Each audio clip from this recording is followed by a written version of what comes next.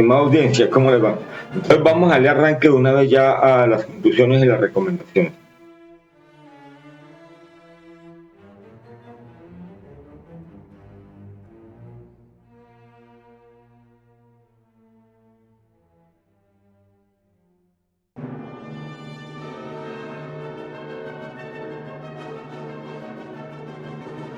Yo les voy a leer y pues donde haya que dar alguna interpretación pues la hacemos, no hubo problema.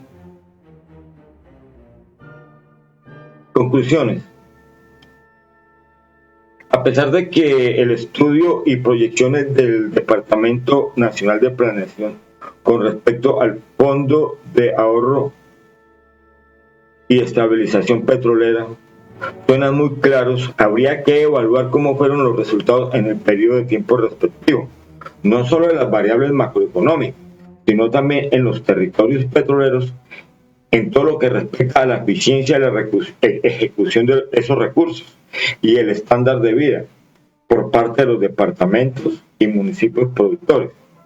Entonces, aquí es donde yo siempre he dicho, y es una de las misiones de mi empresa Oil and Gas Consulting and Investigation, es siempre que haya una buena coordinación entre el sector público y el sector privado. ¿Para qué? Para que se cumplan todas las funciones sociales.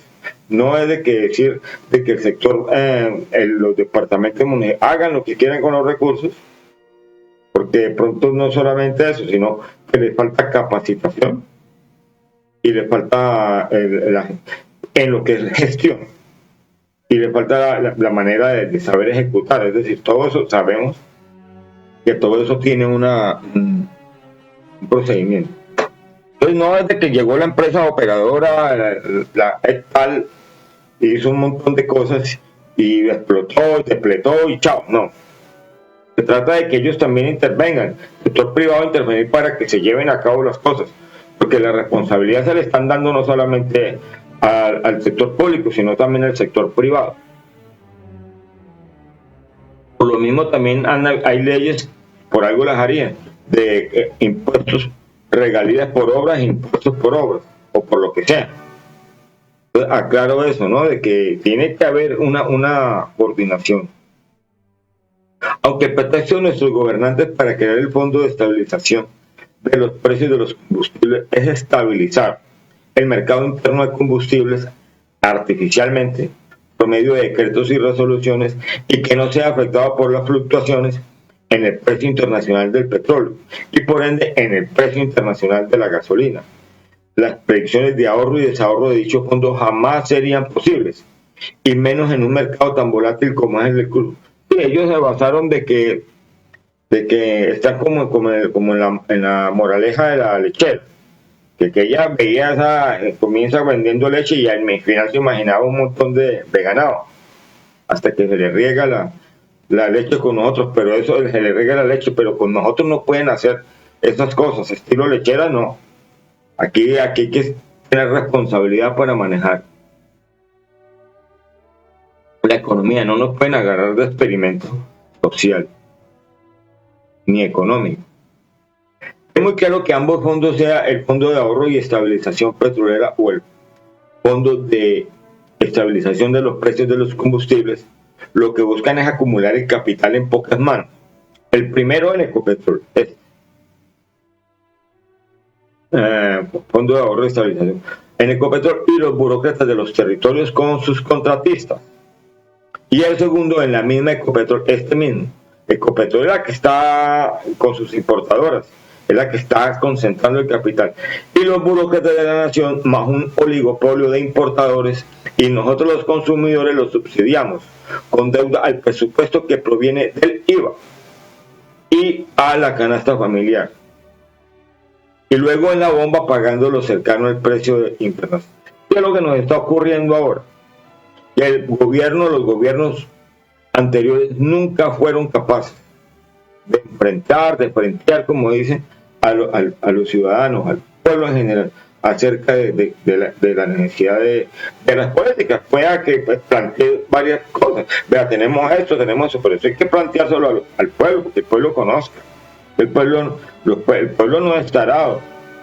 Que un ciudadano sale a rebuscarse en un sistema donde donde no hay empleo, sale a rebuscarse porque el pueblo no está dado. A ver cómo nos ganamos el pan de cada día. No estamos esperando a que nos den un puesto. Es porque no somos tarados, al menos nos sabemos rebuscar. Aunque ambos fondos, el Fondo de Ahorro y Estabilización Petrolera y el Fondo de Estabilización de los Precios de los Combustibles, afectan las variables macroeconómicas y por ende la calidad de vida de sus habitantes, el primero es un ahorro de verdad, que se hace de acuerdo a predicciones de volúmenes y precios del barril de producción de un campo y el Producto Interno Bruto a lo largo de más de 10 años para luego redistribuirlo a futuro en otros 10 años, es decir, desahorrarlo, para más predecir la fluctuación en los precios del crudo y el costo de su gasolina en un solo año. Ni siquiera un brujo lo hace como será en varios años. Pues como ahorita hoy en día sale tanto brujo y la gente le cree a esos brujos, es de que va a pasar esto, que va a pasar lo otro, y nunca le sale. Nunca le salen las predicciones. Es lo mismo que les pasa a los economistas. Mitad del tiempo se la pasan prediciendo qué va a pasar en la economía, y la otra mitad del tiempo se la pasan diciendo por qué no sucedieron las cosas así.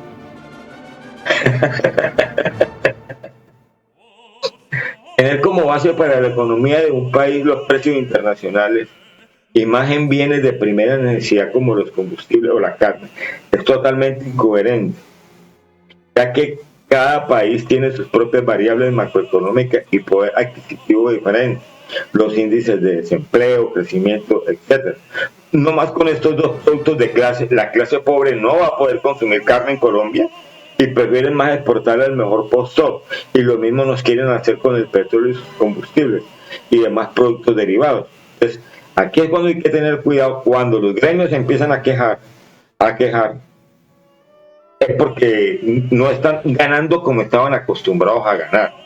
Pero los paganines siempre somos nosotros los consumidores, porque cuando están ganando dinero en cantidades y chorros, ahí sí se quedan callados. Esa es la realidad de la conveniencia. Ese es el ser humano. Vivimos por intereses. Eso es lo que nos mueve, la conveniencia. Ya el bien y el mal no existen. De este estudio queda claro que en Colombia el acceso a los combustibles es usado como una herramienta de explotación y extorsión. Y a la ciudadanía por parte de nuestra clase política. En el primer caso, porque a pesar de que el subsuelo es propiedad del Estado y de sus habitantes, a los últimos nos toca pagarlos como si lo importaran, caros. Y en segunda instancia, por la carga tributaria tan alta de los combustibles y con chantaje de aumentar el precio en la bomba. Esto a pesar de que Ecopetrol produce y refina casi lo que consumimos. Sí, nunca han querido meter la carga tributaria ni la enmienda. Mientras que en Estados Unidos sí le están bajando con la carga tributaria, le han bajado la carga tributaria. Allá también, en todos los países la hay. Y aquí no, aquí es un tema ni lo tocan. Eso no lo tocan porque si eso lo llega a hablar un noticiero, el mismo echan al presentador. Hay que tener mucho cuidado. La determinación del precio de los combustibles no es solo aplicar una fórmula, sino que es demasiado complejo, ya que contiene muchas leyes y resoluciones que han sido derogadas con el tiempo hasta la actualidad. Los únicos que deben saber aplicar estos conocimientos han de ser los funcionarios del Departamento de Hidrocarburos del Ministerio de Minas, los cuales son colocados ahí por la misma clase política y que por supuesto respaldan esas ideologías neoliberales de ultraderecha. Es decir, ahí ustedes saben que en estos gobiernos que han habido a la izquierda nunca le han dado oportunidad de agarrar un puesto. Todos los han manejado la ultraderecha, todos los puestos del país, todos. Ahí no hay, mientras que un gobierno justo sería darle puestos a alguien que esté trabajando, que sean de todos los, pero todos hacen con base en una cuota burocrática, política, de votos. De todos votos. Yo vivo en este microcosmos de la Dorada Caldas y aquí le he hecho seguimiento a las elecciones.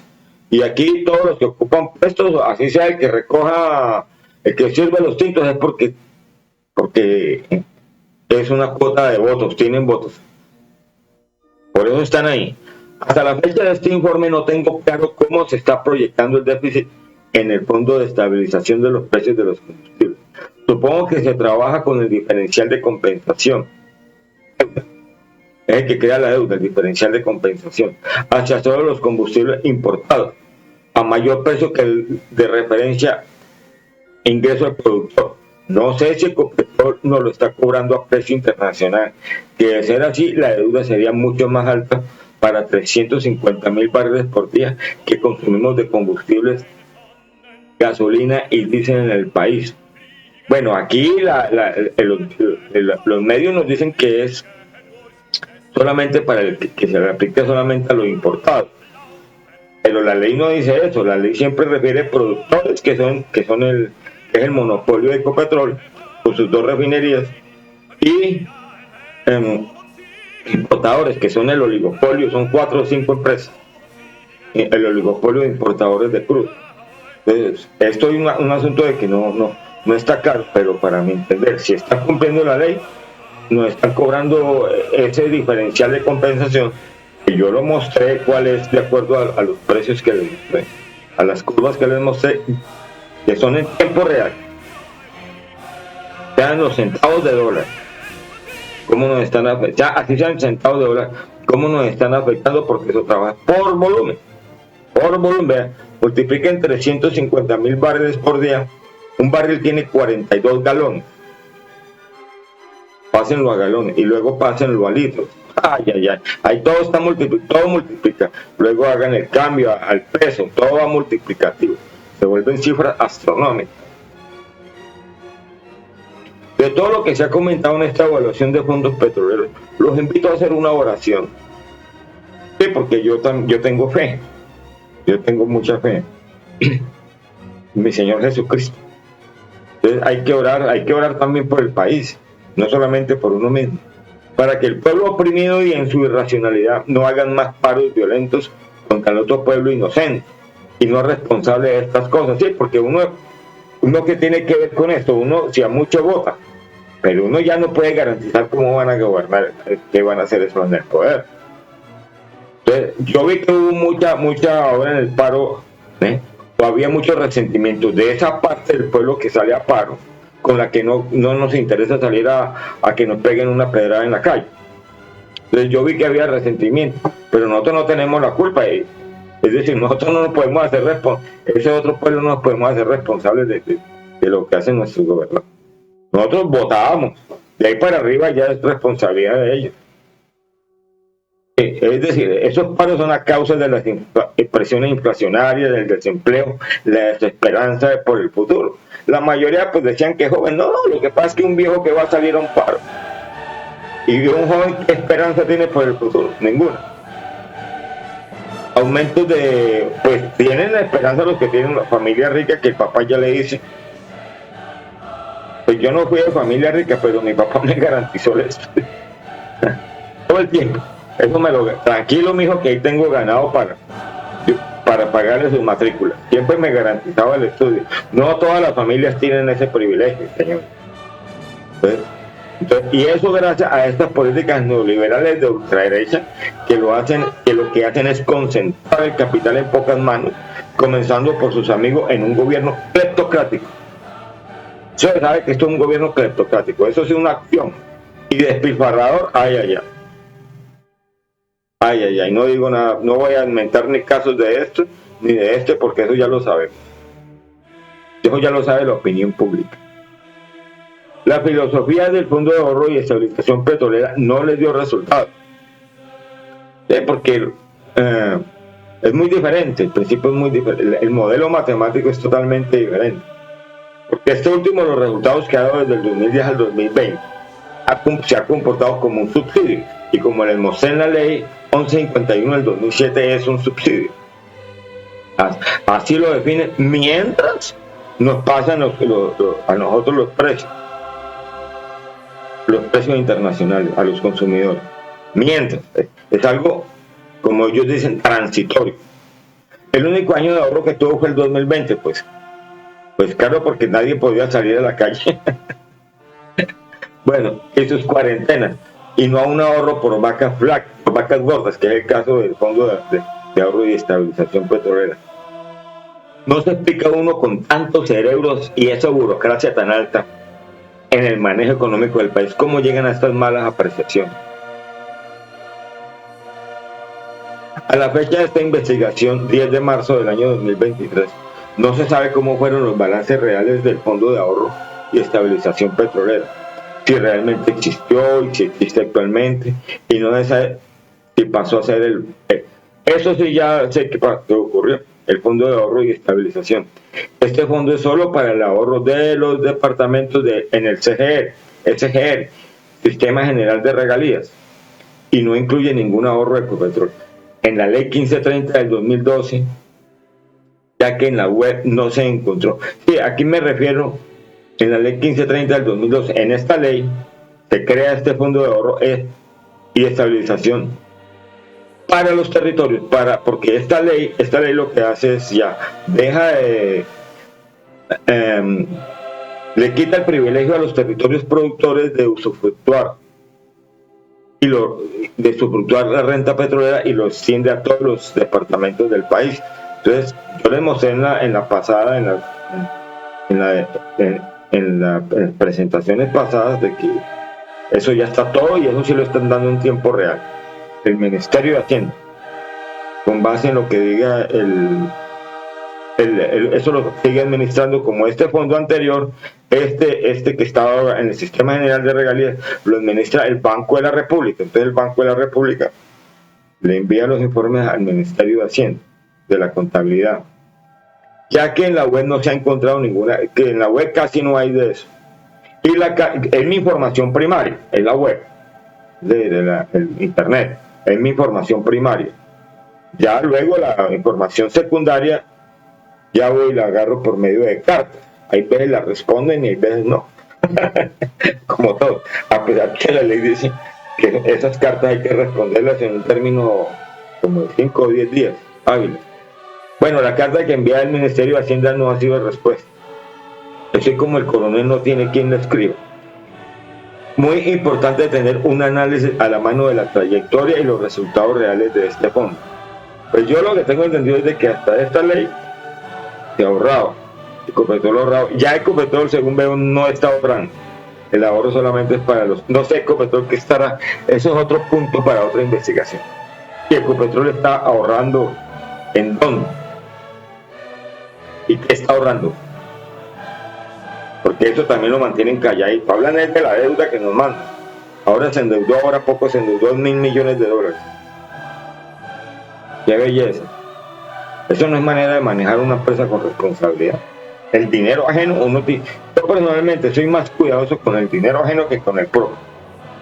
A mí me da vergüenza que llegue alguien a decirme, uy, vea que usted tal cosa, que tal otra. A mí me da mucha vergüenza. Y me ha pasado. Ya me ha pasado. Por lo mismo, sufro de vergüenza todavía. No se me ha quitado. Y más con los dineros públicos. Me haría vergüenza que un ciudadano me dijera qué pasó con esto y qué pasó con lo otro. Todavía sufro de vergüenza. Mientras muchos en la administración pública ya la perdieron hace rato. Siempre tenemos que mirar y analizar y tratar nuestro país con la realidad que nos ha dado nuestra clase política tradicional en 204 años de historia democrática.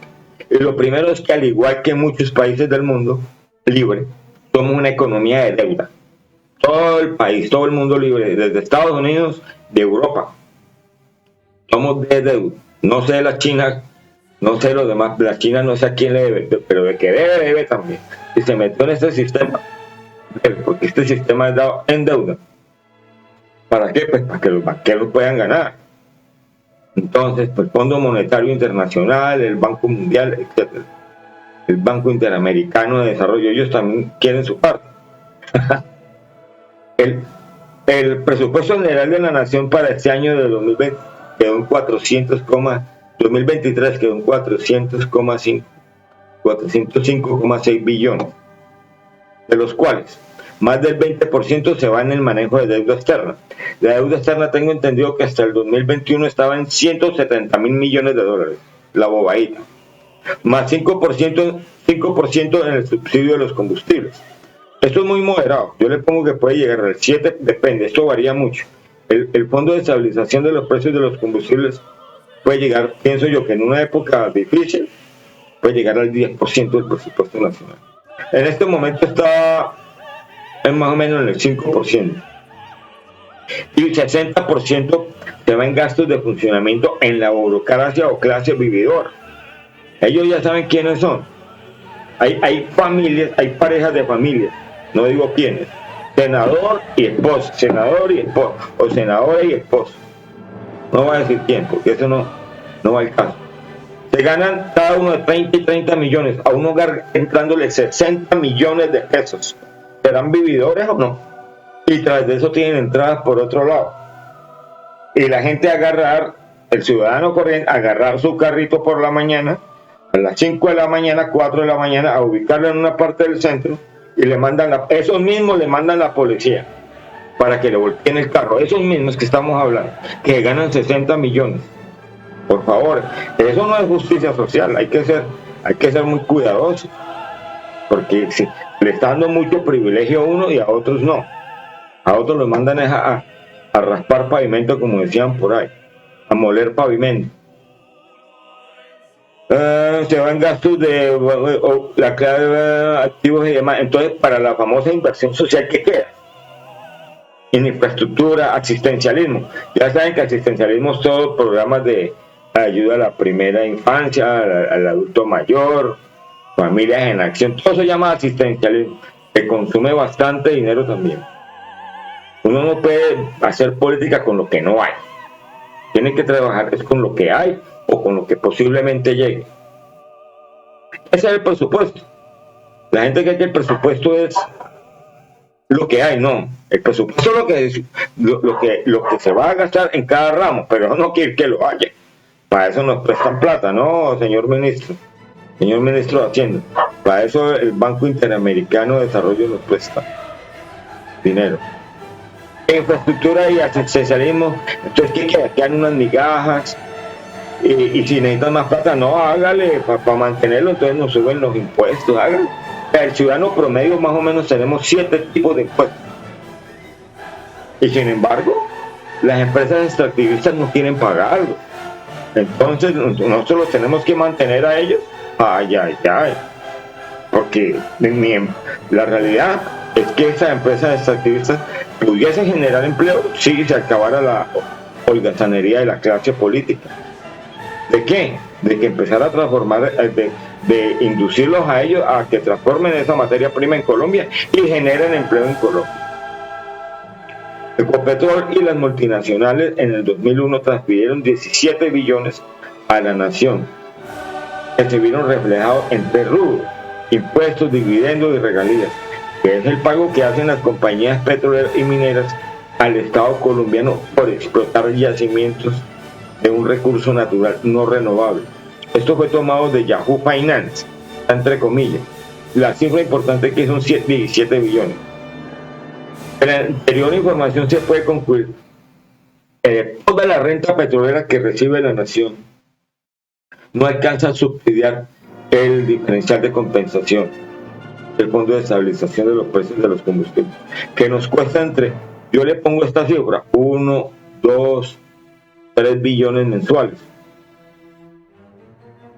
Por ejemplo, para el 2022, como les mostré, quedan más o menos y este 2023 han quedado más o menos unas 30 billones. 12 por 2, 24. Más o menos está. Todo depende, como les dije, de esos deltas o diferenciales de todo, de precio del crudo, de volúmenes. Y como es multiplicativo, pues vean, se nos manifiesta en eso. Entonces toca echarle mano a los ingresos del IVA, del presupuesto general de la nación. ¿Sobre qué? Sobre la canasta familiar. Y así completar. Entonces, ¿por qué nos meten con la canasta familiar? Dejen la canasta familiar, la canasta básica que llaman. En eso sí le llevo la idea a la clase política. Hay una canasta básica. Hay que respetar esa canasta básica. Y así completar el déficit. Estos genios de la economía, como dicen por ahí, nos mantienen asando y comiendo. Nos endeudan todo el tiempo para aumentar los impuestos. con sus reformas tributarias. Reforma tributaria es una manera gentil o con anestesia de decirnos que nos van a aumentar los impuestos y ponernos a pagar intereses por mora a sus amigos banqueros. Eso es lo que llaman neoliberalismo puro, de ordeñar a la población. Nos ven como vacas de ordeño. ¡Qué belleza! Así es, así.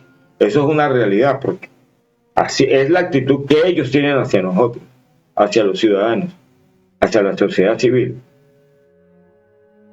Para la situación actual, año 2023, y más o menos, de acuerdo con la ley, la deuda debe distribuirse entre los consumidores, aumentando el precio paulatinamente en la bomba. Eso es un hecho. Hay que aumentarlo. Ahí no hay cutía que valga. Del presupuesto general de la nación, otro, y del IVA de la canasta familiar, otro hecho. Pero Ecopetrol también, porque también tiene que participar de esa deuda, porque Ecopetrol está concentrando todo el capital para luego desviarlo a sus inversiones fallidas en el exterior. Todas han sido fallidas.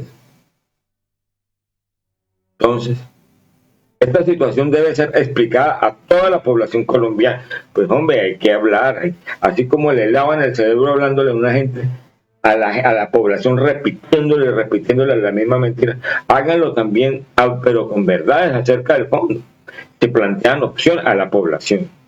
Que la población sepamos enfrentar las situaciones. Como en una guerra, cuando mandan a una guerra no mandan a morir a los soldados. Los mandan a morir. ¿Y qué? ¿Cuál es el pretexto? No, defender la patria, morir por la patria. No hay racional, simplemente muera por la patria, ya. Lo mismo pasa, ¿para qué? Lo mismo, porque es producto de un alienamiento, de repetir y repetir lo mismo. ¿Por qué no podemos enseñarle a la población estas cosas? No alienándola, sino explicando la realidad. Ya que así no tenga un carro, no pertenezca al gremio de los transportadores, nos va a afectar a todos en la inflación.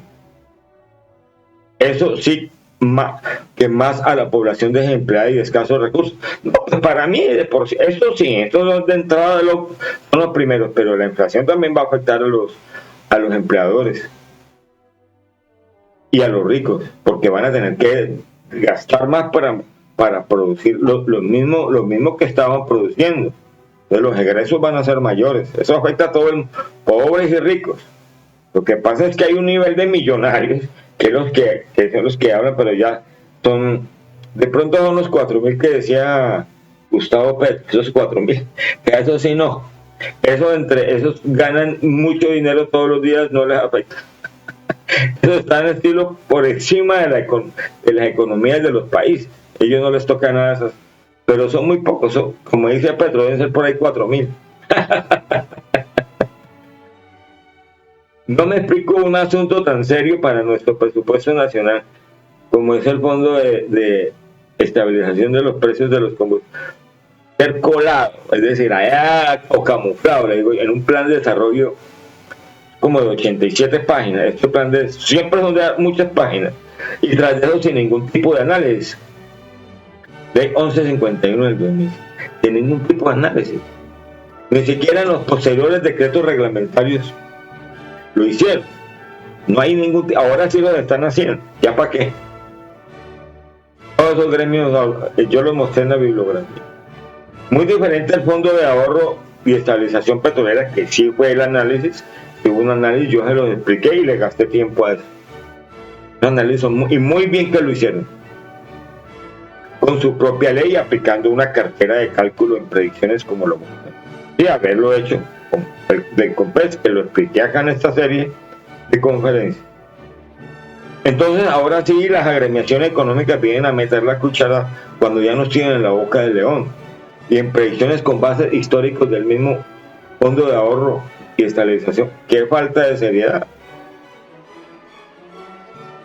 Pues sí, falta de seriedad porque están prediciendo sobre algo que ya está creado, que ya tiene un historial. Es muy diferente cuando lo va a hacer sobre algo que no tiene. Por eso me gustaría comparar el de estabilización de los precios del petróleo, Fondo de Ahorro con la realidad, a ver qué tan bueno les salieron las predicciones, porque esto ni siquiera la hicieron, estos de los combustibles ni siquiera la hicieron, se tomaron la molestia. Siempre hay que tener en cuenta que así el diferencial de compensación sea bajo, en términos de centavos de dólar, como su efecto multiplicativo por volumen, en galones de combustibles consumidos en Colombia diarios, 350.000 más o menos. Pueden ser más, pueden ser menos. Con la tasa de cambio, primero que todo esto hay que multiplicarlo por 42 galones, para pasarlo a galones. Y luego por, si es en litros, porque muchos dan informes en litros, 3,785 litros caben en un galón. Imagínense, y ahí sigue multiplicando. Una milésima que haya nomás en la conversión, ¿cuánto no nos afecta? También se multiplica más cuando la devaluación del peso, aumento de la demanda, un pequeño incremento del precio, más intereses de mora, etc. Esto hace que el incremento de la deuda se vuelva en un momento mayor que exponencial. Exponencial es esto. Así, va así, se va parando, pero es que esta se para de uno. Como por decir, esta exponencial, pues esta ya va a ser logarítmica. Logarítmica ya a cualquier potencia. Para. Recuerden que esta pendiente es cero. Perdón, esta pendiente es infinita y esta es cero. La idea es que se va exponencial, se para. Por eso la importancia de que el ingreso del productor, valor mensual, yo les expliqué claro, muy importante esto, es valor mensual, debe estar constante por un mes, esté siempre por encima de este diferencial de este precio de paridad, que es un valor diario, acuérdense, diario durante un mes, todos los días, este va constante así y este varía. Pero todos los días le resta, por eso. Todos los días hacen la diferencia, y eso se va acumulando. Y nos van a cobrar intereses sobre eso, cuando hay deuda. Nunca han pagado a tiempo. Siempre, y se piden ellos mismos prestados, sacan que los TES, que son o bonos de deuda, entonces lo han pagado es con ese cuento, y luego y con el presupuesto, bueno, eso sacan de un lado, del mismo lado, como pasar uno mismo un bolsillo para el otro. Eso no tiene sentido, un pajazo mental, pues, como les digo yo. Por eso la importancia de al menos un 20%, lo que yo digo, un 20% buscar siempre, toca manejarla con este modelo así que nos han colocado, toca mantenerlo en un 20%, ya que en el momento en que él baje, en que se encarame el precio de paridad, de una vez este otro nos acumula deuda, pero haya con qué pagarla de una vez. Y así hay tiempo de que el IPR, el ingreso productor, reaccione al alza cuando el precio de paridad aumenta, ya por reacciones al mercado de las bolsas, y no se acumula deuda. Usted sabe que esas bolsas son independientes, ellas dependen, son de factores geopolíticos. Entonces, si por X ya se nos encaramó esto, pues esta tiene que irse detrás, pero yendo detrás, el ingreso del productor yéndose detrás del precio de paridad, se va a acumular en una deuda. Se va a acumular un déficit, pero supuestamente atrás ya viene un ahorro para empezar a pagar de una vez a lo que ellos hayan programado. Pero no se hizo así. ¿Por qué? Porque pues no le transfirieron, que es lo que dice la ley, no le transfirieron ese subsidio, les dio miedo transferírselo a los ciudadanos. Eso es legítimo miedo de los gobiernos acá anteriores, para no estar mentando. La idea aquí no es estar mentando personas.